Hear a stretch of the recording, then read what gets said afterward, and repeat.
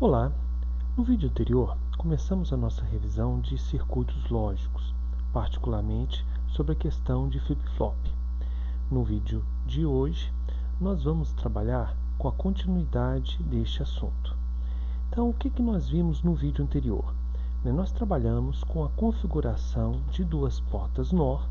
Essas duas portas NOR, elas estão aqui neste elemento e neste elemento. Em seguida, nós temos duas realimentações, que a gente tem essa realimentação aqui e nesse ponto. E nós, no vídeo anterior, nós trabalhamos com várias situações, com S e com o R, o set e o reset, várias combinações de tal forma que geram resultados interessantes para nós. Tá? Então, quando 0, 0, nós mantemos o valor de Q e o valor de não Q para o instante seguinte. Quando 0 e 1, o 1 funciona como um reset, que vai então colocar 0 no meu valor de Q+, e depois o set, ele vai trabalhar com o valor que vai colocar 1 no meu Q+. As configurações 1 em 1, elas não são permitidas. Então, com isso, a gente vai ver hoje, no vídeo de hoje, novas formas para trabalhar com essa questão. Trabalhamos também que a gente pode fazer o flip-flop com duas portas NAND realimentadas, e aí nós geramos uma mesma tabela, na verdade uma tabela equivalente, conforme mostrado aqui. Então eu tenho o meu S e o R. Nessa situação eu tenho aqui o meu Q igual, então não muda. Depois eu tenho situações que eu vou gerar a minha informação, então meu 0 eu vou igual a 1 e o meu 1 igual a 0 aqui.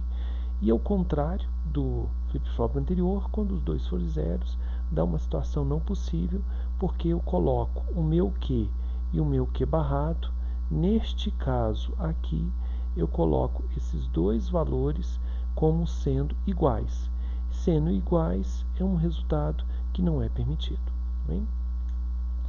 Então, isso tudo a gente pode sintetizar como um LET, um LET que tem duas entradas e duas saídas aqui. Um dos aspectos que nós vamos trabalhar bastante na questão de circuitos lógicos digitais é essa figura temporal. Vamos relembrá-la aqui então. Eu tenho uma situação que trabalha com set e com reset, e esses dois gráficos mostram os instantes em cada situação está com 1. Então, no caso aqui, quando eu tenho 1 aqui, 1 aqui, olhando para a minha tabela anterior, vai me dar igual a 0. No instante T1, o meu R passa a ser 0. Essa é uma situação que permanece com o meu Q igual a 0. Nesse sentido, então, o que vai acontecer? Não há uma mudança. Entretanto, quando eu tenho aqui meu T2, eu tenho uma configuração de 0 aqui e de 1 nessa região. Isso faz, então, com que o meu Q seja igual a 0. Fazendo uma análise semelhante em cada instante de tempo, eu tenho aqui nessa situação da minha saída. Tá bem? Então, vamos agora pensar numa coisa alternativa. Eu tenho aqui o meu set e o meu reset, da mesma forma como nós trabalhamos, duas portas NOR aqui. Então, eu tenho uma porta NOR aqui. São duas portas NOR, a NOR 1 e a NOR 2. Então, nós já trabalhamos com essa tabela verdade, que é aquilo que a gente viu, quando eu tenho os dois iguais a 0, eu tenho o meu Q, não há mudança. O meu S igual a 1, coloco o meu Q igual a 1, e o meu R igual a 1, coloco o meu 0, e nessas duas situações aqui não é desejável. Tá? Então, essa é uma situação que a gente vai tentar trabalhar para verificar como nós podemos melhorar esse resultado. Primeira situação, a primeira mudança é inserir duas portas AND em cascata como entrada. Então, essa porta AND aqui e essa porta AND aqui. Essas duas situações, elas são interessantes. Por quê? Porque elas permitem um sinal que nós vamos chamar um sinal de habilitação. Esse sinal habilita aqui. Por quê? Porque se ele for igual a 0, o que acontece? toda saída, né? Se esse aqui a gente coloca 0 aqui, a saída aqui necessariamente é 0 e aqui também é 0. Portanto, nós não mudamos aqui a minha saída, tá bem? Entretanto, quando a gente tem aqui um sinal igual a 1, eu vou permitir o que? 1 e S, eu tenho meu próprio S. E aqui eu tenho o meu próprio R. Portanto, quando eu coloco 1, eu tenho a mesma saída aqui das minhas portas AND e o meu resultado então passa a funcionar. Olha, então essa já é uma alteração interessante, porque esse habilita aqui permite um funcionamento de S a partir de um sinal que a gente pode chamar de um sinal de comando. Tá? Então a minha tabela verdade agora, ela vai ser exatamente a minha tabela anterior, só que o que? Eu vou dividir isso em duas regiões. Na primeira região, quando eu tenho aqui o meu 0, tudo 0, o que vai acontecer? Não importa quais são os valores de S e R, tudo aqui vai funcionar como o meu Q. Não muda o resultado. Entretanto, para uma situação que agora eu estou habilitado, a minha saída agora, ela funciona como o meu R. Então aqui agora eu tenho minha tabela verdade anterior. Então é um sinalzinho simples, mas bastante interessante. Tá? Uma das aplicações que a gente pode trabalhar com flip-flop, que é bem interessante, é essa daqui, que é um flip-flop para trabalhar com uma chave que vai tentar reduzir a trepidação de um contato mecânico. Sabemos que a trepidação de contato mecânico, como a chave, um disjuntor, ele gera múltiplas transições na tensão. Se essa chave, que eu vou trabalhar nesse ponto aqui, tá?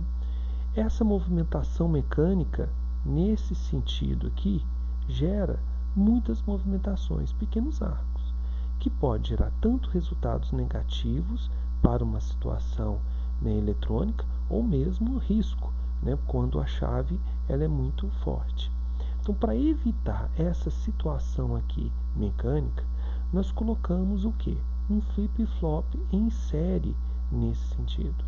Quando isso acontece, essa transição aqui, ela não é percebida pela minha saída. Na verdade, o flip-flop absorve. Compare os dois resultados aqui, como que eles são muito interessantes, né? Então, eu tenho aqui, mesmo tendo uma transição, eu tenho uma transição da chave 0 para 1, né, nesse sentido, que é muito melhor do que nessa situação aqui. Bem? Depois, eu posso fazer isso também para uma situação de iluminação.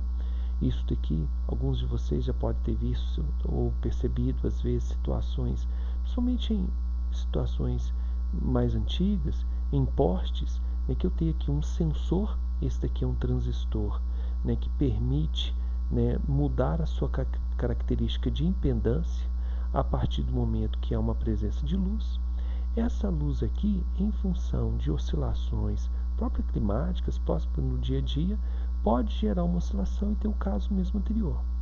E aí eu posso tanto acionar aqui quanto o alarme, ou simplesmente isso pode funcionar para ligar, né, a iluminação pública, por exemplo, e com o flip-flop eu vou ter uma mudança, né, nesse sentido. Tá? Aqui eu vou deixar esse exercício para vocês, mas não vou pedir para que vocês possam entregar, mas para que vocês possam realizar. Quero que vocês observem esse circuito aqui. Eu tenho aqui uma chave entre A e B, eu tenho essa situação e um clock sendo colocado aqui. Quero que vocês obtenham o que acontece aqui com o meu XA e com o meu XB. Bem? Vamos agora considerar esse circuito aqui. Ó. O que a gente vai acontecer? Então, o meu clock ele habilita, então ele vai estar oscilando entre 0 e 1. Então, eu tenho o meu clock aqui para todos esses casos. O meu sinal de clock, eu vou trabalhar com o que a gente chama de transição positiva, borda de subida, né, e a transição negativa, tá? Quando eu tenho uma borda, né, de descida aqui. Quando eu estou trabalhando com o meu clock aqui, essa transição, ela permite fazer mudanças na minha entrada a partir do momento que eu tenho aqui uma subida. Ou se eu coloco aqui um valor negativo, olha, observando essa região aqui eu estou colocando negativo, ele vai acontecer quando na verdade eu estiver mudando de 1 para 0. Tá? Então, esse é o resultado e a gente vai ter o que aqui? Né? Isso é muito importante porque essa transição permite observar os meus resultados de S e R no momento que tiver uma mudança de clock. Tá? Então aqui eu tenho as transições, eu tenho meu S e meu R. No momento que eu tiver uma subida de clock, modificada aqui, ficou um pouquinho ruim. Então, uma mudança de clock aqui, melhor talvez só fazer um pequeno destaque aqui. Então, essa mudança aqui, ela vai trabalhar de que forma? Ela vai trabalhar com minha mudança no que eu estou trabalhando aqui com o Q0. Né? Então, como é 0, 1 e o ambíguo, que não é permitido, lembrando que esse ambíguo aqui nós vamos trabalhar já com ele para poder evitar, então não é permitido. Então, meu S e meu R, eles estão esses valores aqui, e não importa, no caso aqui, o meu clock, ele só vai mudar no momento de subida. Como o meu S, vamos aqui passo a passo, eu tenho o meu S igual a 0 e o meu R igual a 0. S e R igual a 0 não causam mudanças.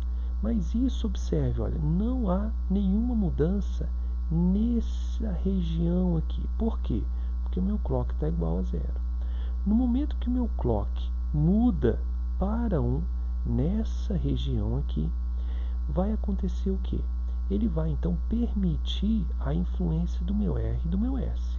Entretanto, neste caso, a influência do meu R e S é igual a 0. Portanto, aqui o que eu tenho? Eu não tenho aqui uma mudança do meu sinal. Então, não mudo o meu sinal aqui, tá certo? Agora, quando eu estou numa situação aqui agora, o que acontece? Eu tenho uma transição de clock. Então, vamos marcar aqui. Eu tenho uma transição. Essa transição acontece aqui. E, neste caso, o meu R igual a 0 e o meu S igual a 1. Olhando para a tabela, S igual a 1, acontece o fenômeno de set. Eu passo o meu Q para 1. Então, há uma transição aqui. Tá certo? Então, ir fazendo isso aqui passo a passo, eu vou trabalhar com as transições aqui no meu slide. Gente, nesse ponto, queria chamar a atenção para vocês. É importante muita tranquilidade nesses diagramas temporais para que vocês possam observar uma transição. Então, eu gostaria, nos nossos momentos síncronos, que a gente pudesse, então, tirar dúvidas a esse respeito, que vai ser muito importante para entender os fenômenos digitais, ok? Então, vamos continuar aqui. Então, o flip-flop, olhando para o meu clock, eu tenho agora uma parte negativa, ele funciona da mesma forma, só que as transições agora, elas acontecem quando? Acontece quando há uma mudança de transição de borda, né, para baixo, ou uma borda de descida. Bem? Agora, olha, nós vamos então trabalhar com o nosso flip-flop de uma maneira semelhante. Eu vou ter aqui o que a gente chama de um detector, né, de borda, porque eu tenho o meu clock, eu só quero que esse detector aqui, ao invés de ter uma região desse ponto, eu não preciso entregar isso, eu preciso entregar apenas isso. Eu quero uma transição rápida dele.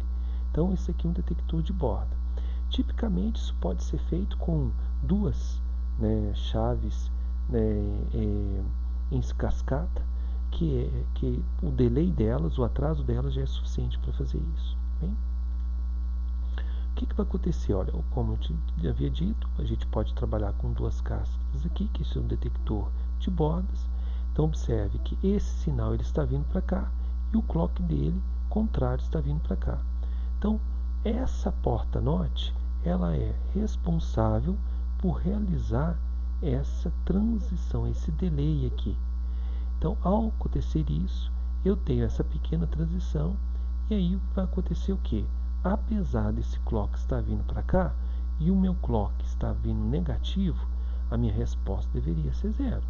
Entretanto, esse clock não vem carregado para cá imediatamente. Então, esse clock ele tem um tempo de vir para cá. Isso faz com que o meu sinal entre aqui, né, de uma maneira mais rápida. De uma maneira semelhante, eu posso fazer isso daqui também com 2 entradas NOT aqui. Eu vou ter um resultado semelhante, mas na região, né, final aqui do meu pulso de clock. Então, determinar a tabela verdade para esse circuito aqui, nós vamos ter isso, olha. Esse circuito aqui, ele agora, ao invés de trabalhar com o meu set e com o meu reset nessas regiões aqui, eu vou trabalhar agora com 2 outras entradas. Essas 2 outras entradas aqui, J e K.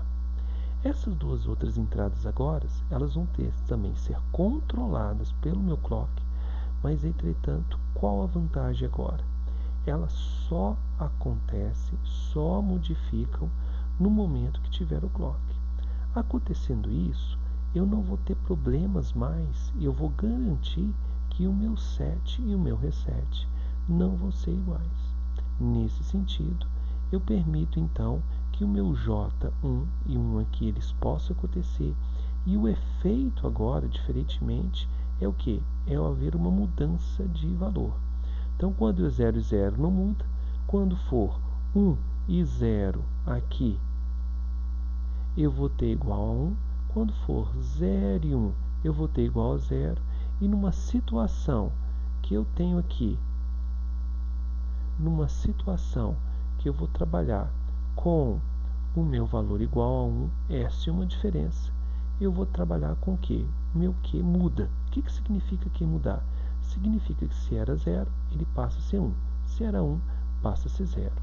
Esse flip-flop nós vamos chamar flip-flop tipo JK. Por que JK? Porque ele é construído de tal maneira semelhante a resolver aquele problema de não ser permitido 2 sinadas iguais, tá certo?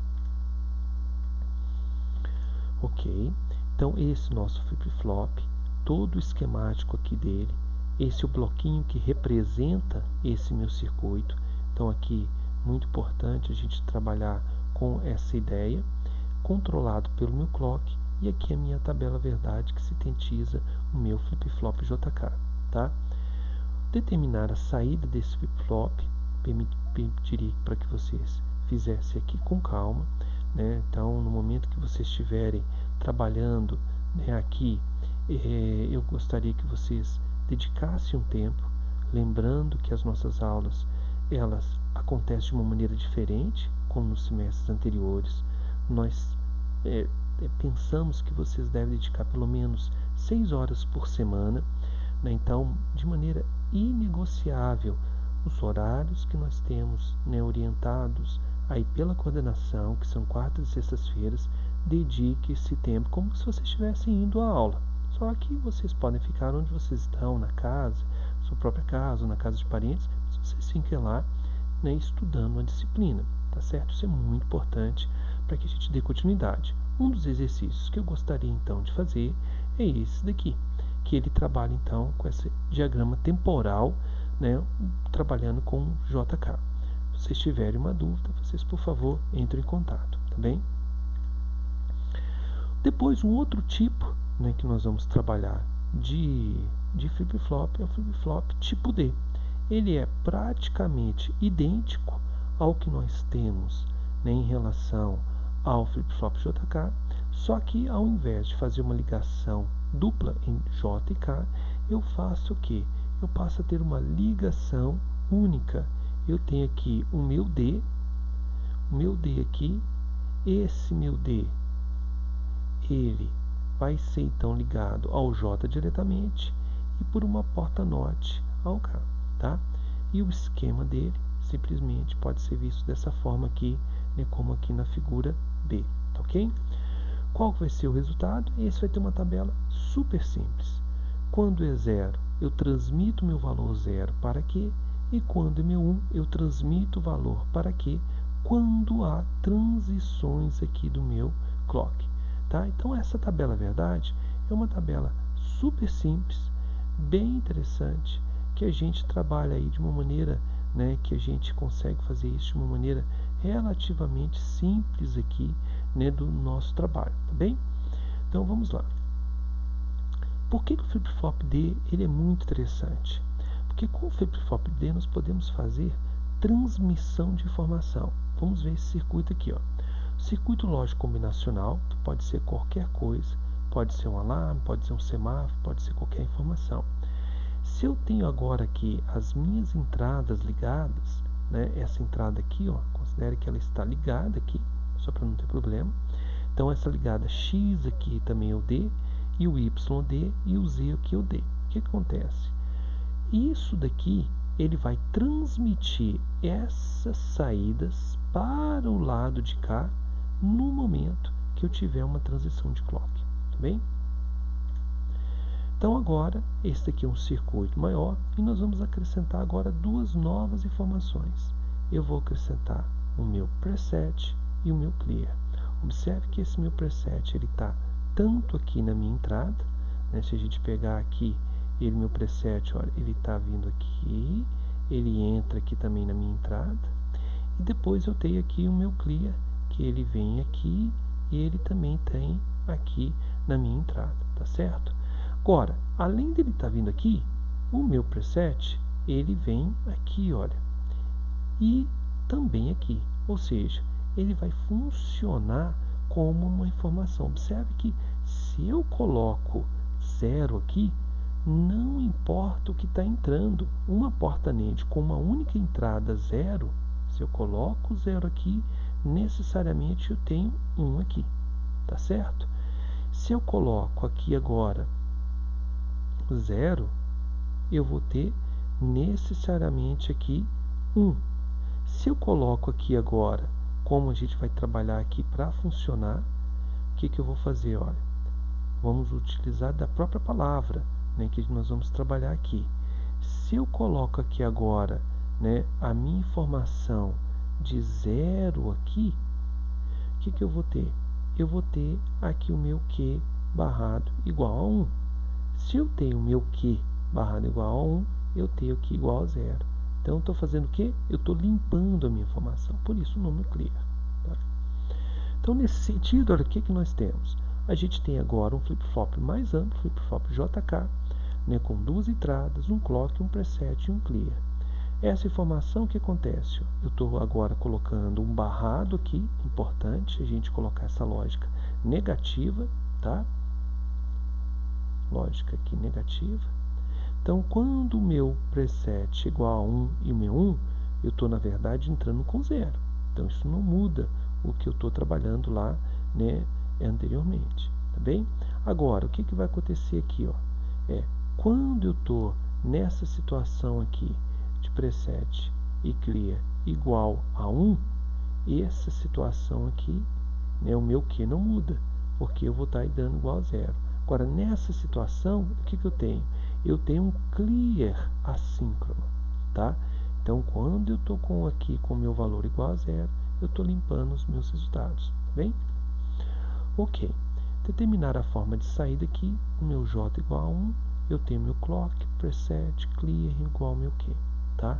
Então, isso daqui dá um bom exercício também, para que vocês possam fazer uma revisão aí de circuitos lógicos, certo?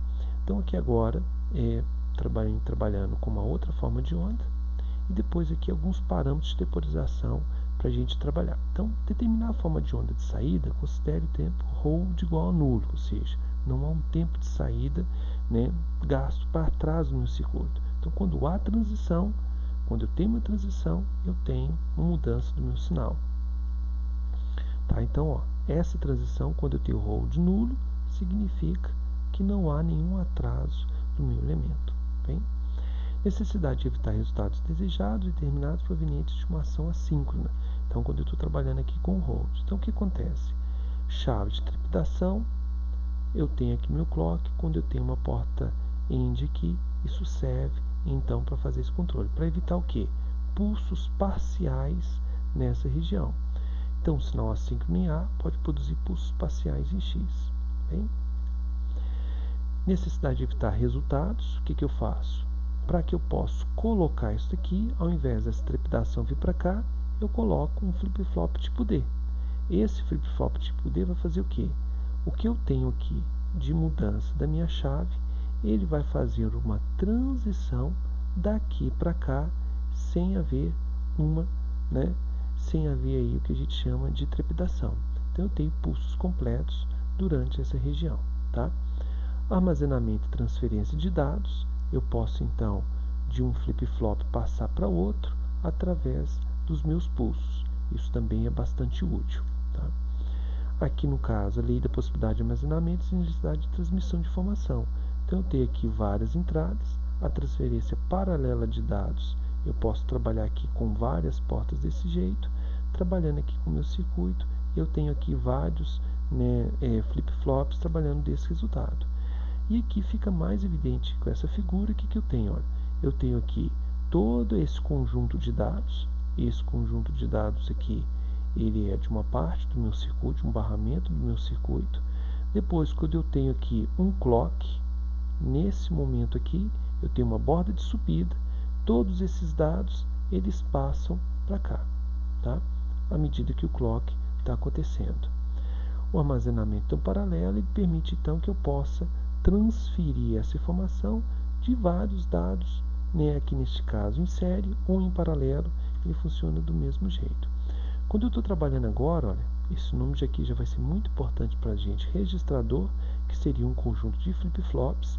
Esses registradores aqui, o que eu faço? Eu estou transmitindo essa informação. Antes de o pulso aplicado, eu tenho 0, 0. Quando eu tenho um pulso, esse valor aqui, ó, passa para cá. E depois, esse aqui para cá, e assim sucessivamente. Eu preciso, então, 3 pulsos para passar essa informação aqui. Eu passo, depois de 3 pulsos, essa informação para essa região, tá certo? Então, aqui é uma forma para a gente ver também, determinar qual saída que, a partir dessas figuras, se eu estou colocando um clock nesse sentido. Observe que à medida que eu estou colocando um clock, eu estou com 1 em 1 aqui, esse resultado passa para cá, a saída desse meu clock, do meu flip-flop, desculpe, ela funciona como o quê? Como a entrada de clock nesse segundo. Como aqui também eu estou com 1 em 1, observe, eu estou com 1 em 1 aqui também, novamente a minha saída aqui agora, ela entra como o meu clock aqui, tá certo? Então o que acontece? Eu tenho o que a gente chama de um divisor de frequência, ou simplesmente um contador aqui de pulsos também, tá? Esses contadores aqui, ó, eu estou fazendo como se fosse uma contagem binária. Cada vez que eu estou com o meu clock, a frequência seguinte, ela passa a ter informações diferentes. Agora, eu tenho dobrado aqui meu pulso, mas além disso, o meu Q0 e o meu Q1, observa, eu vou agora contar esses valores aqui e eu tenho a contagem de 3 bits. E aí a gente pode trabalhar com 4, porque eu vou ter um contador de 4 bits, com 5 bits, e assim sucessivamente. Isso daqui também é útil no caso que a gente vai trabalhar com divisor de frequência. Então aqui eu tenho todos os meus pulsos, as minhas tabelas e o meu resultado aqui que é bastante útil, tá? Esses contadores então a gente pode mostrar como se fosse o 0, passa aqui para 1, para 0, 1, 0, para 0, 1, 1 e assim sucessivamente. Eu tenho aqui um contador que serve aí, que é muito útil em vários cenários, tá? Com flip-flops é possível construir circuito divisor de frequência, contadores, estabilizadores. Módulo de contador é o número de estados da sequência de contador. Então tem aí muitas funções. E aqui chegamos à nossa primeira atividade. Atividade 1, elabore um contador de 7 em 7 usando flip-flops do tipo D. Use somadores e subcircuitos para organizar seu circuito. E aí, no próprio link do PDF na página, existe um link aqui para baixar o Logicim Evolution. Já teve alguns colegas que entraram em contato, mostrando alguma dificuldade nessa parte. Então o Logicim Evolution simplesmente baixa da página e ele é acionado, mas precisa de ter Java instalado na máquina de vocês, tá bem? Então brinque um pouco com o Logicim, eu acredito que muitos de vocês já devem ter trabalhado, e se tiver alguma dificuldade, no nosso encontro síncrono a gente trabalha com isso, tá certo? Então pessoal, vou chegando aqui ao fim desse nosso vídeo. né, a gente termina aqui a revisão de circuitos lógicos, muito breve, claro, né, uma disciplina inteira, mas eu espero que com isso vocês possam, né, ter uma noção bem geral e trabalhar com tabela verdade, portas lógicas, flip-flops, registradores, algo que vai ser muito importante aí para o nosso curso, tá bem?